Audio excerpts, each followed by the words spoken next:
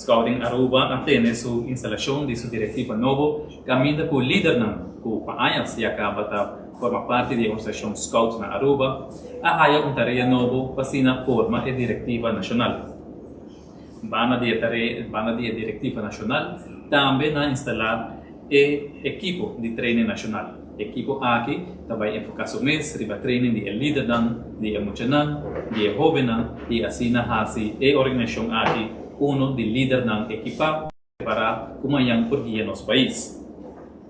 Scouting Aruba é uma organização mundial global que caminha anos na largo já na tá treinado guia forma jovem segundo a mesma método que ajuda jovem e para meio de método aqui jovem tinha habilidade de autoestima, disciplina, comunicação, liderazgo e com uma formação jovem essencial para o que está o desenvolvimento de cada pessoa hoje em dia.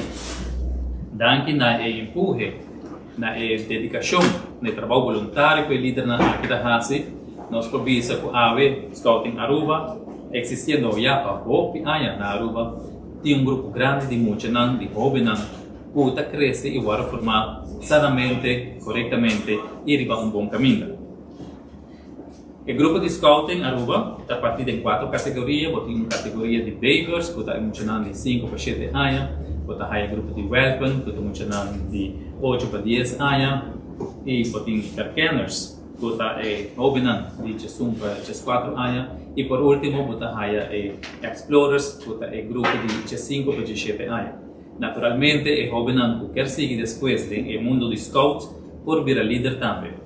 Nantahaya treine maneira uma visa para a equipe nacional de treino e assim aqui nós sigue formando de uma forma no nível alto caminha com nosso líder na bom equipa para o futuro. Se a bota maior, se você um jovem que quer participar em Scouting Aruba, me aconselho visitar no Facebook page e vai toda a informação de grupo que tem de diferentes distritos na Aruba, horário no programa e assim aqui dona-nos muito, nos jovens, é oportunidade para vir líder bom preparado para amanhã.